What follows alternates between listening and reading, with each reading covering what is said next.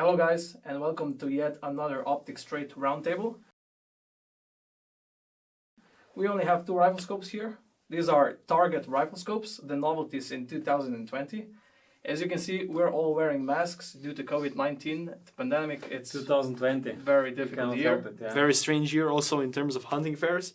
In 2020, only one major hunting fair took place, SHOT Show, in January, when COVID was still not as spread. And now we already know that the next fairs will be in 2022. Yeah. Everything Both is SHOT Show cancelled. and IOR were cancelled for 2021. So 1 year from now. Yeah, it's quite horrible because, honestly speaking, we quite miss the fairs. I think in our team, everybody's missing IOR and SHOT Show and so on. Definitely.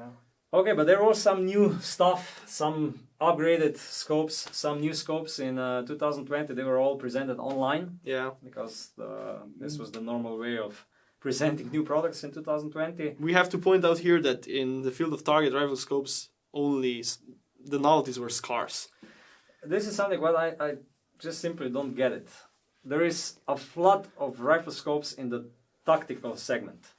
But when you look at, I would say, general population of users in Europe and probably also in the States, majority of people does target shooting, not tactical shooting. They come to the shooting range, they know that the target is on 300 meters, and then they shoot on the target to make the smallest possible grouping. This is the majority of shooters. And then the producers, they produce tactical scopes and forgetting target scopes quite often, I would say. And even if we look at the first model here, we have from IOR, so this is the Invictus. This is actually the replacement or the upgraded version of the Terminator, Yeah, 12 to 50, 52 by 56. Yeah, and this has the 10 to 60 magnification range and a 56 millimeter objective lens. At first sight, it's a tactical rifle scope. Yeah, At least from meant for target shooting, Yeah. Second focal plane and 1/8 MOA clicks, so really fine clicks. Second focal So plane. this is an upgrade from Terminator, which had, I think, 1/4 1/4 MOA clicks. The Terminator was even more like you didn't know it's tactical, it's target. It was really hard to classify it because this scope we know now that if you look at the magnification range, optical construction, And click the click, values, reticle positions, it goes directly against the March scopes. It goes against Night Force competition. It goes against Sightron S3 and similar scopes. Kales K1050, so target scopes with second focal plane, reticles, and really fine clicks. Most IOR riflescopes are quite easy to resemble because, as we all know, they had the objective parallax. This one doesn't. So as you can see, it has a normal sight focus parallax, which you can use. And this is definitely a big novelty on this rifle. I think the IOR was probably the only manufacturer with the parallax here, right? Because we are used to the adjustable objective. in the target segment. Yeah, but this one was right here in between the objective bell and between the two. Yeah.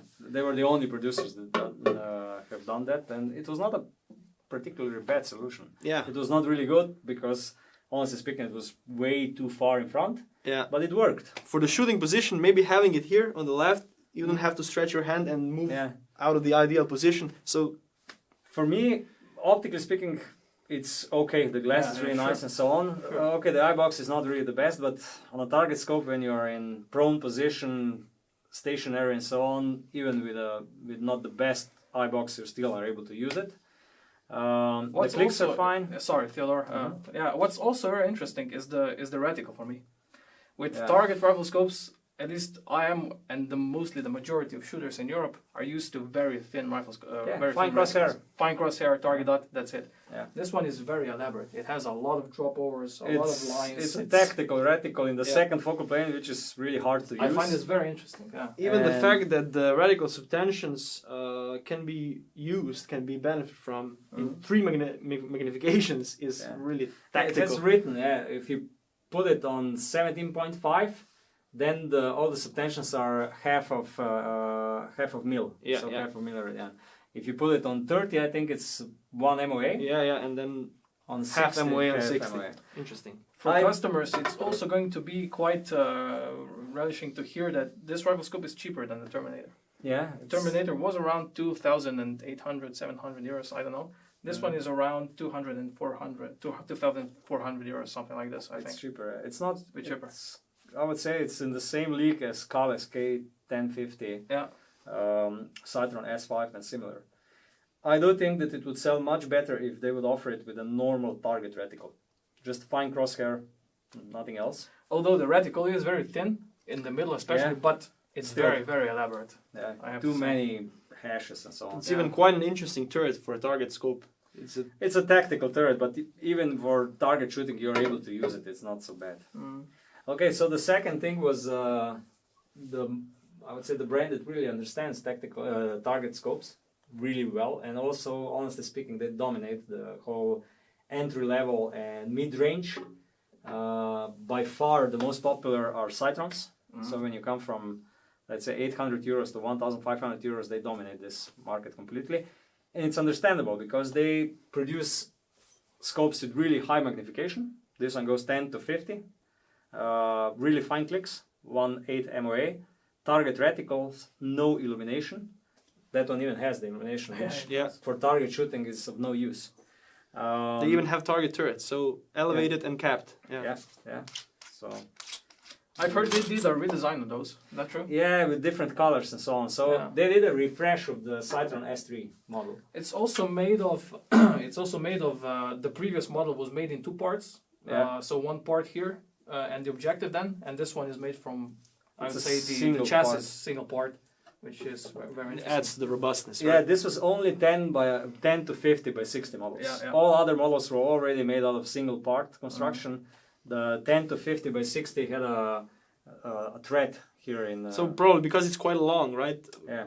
It has a long objective bell. Even though it was not problematic that it was made out of two parts, but now it's definitely even more robust and sturdy. Still, in my opinion, if you're searching for a target scope around 1,000 euros, 1,200 euros, it's still the best choice. By far, there is no competitor. This is really what I find interesting, because in this regard, the other manufacturers which produce target rifle scopes could enter that market. Yeah. But so far, Sightron S3 is basically like the only one. You know who tried to enter in previous years? The Hawk. Hawk had 10 to 50. The Sidewinder model. Sidewinder model, yeah.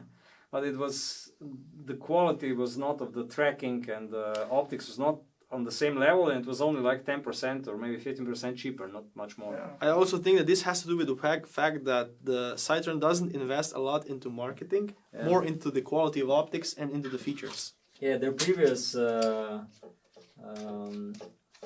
previous boss, Yoshi, he always said that they don't invest into marketing, and they give this part of money as a gift in terms of higher quality and lower prices to the customer, to the end customer.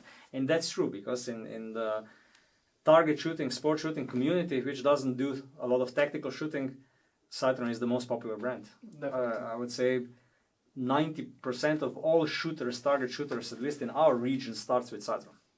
Then when they become better, when they invest more into equipment and so on, they go to either Sightron S3, or to Kahles, or to March, or to Night Force competition. I think for me it's an example of how a target rifle scope should look like. Very thin reticle, fine clicks, no magnification, and so on. No tactical features which are not needed. Yeah. Okay, this is the conclusion. Let's hope that next year, 2020, we'll have more scopes. More scopes, and that more producers will enter this market. Yeah. Thank you for watching. If you like our videos, please check other videos and see you there. Take care. Take care. Bye.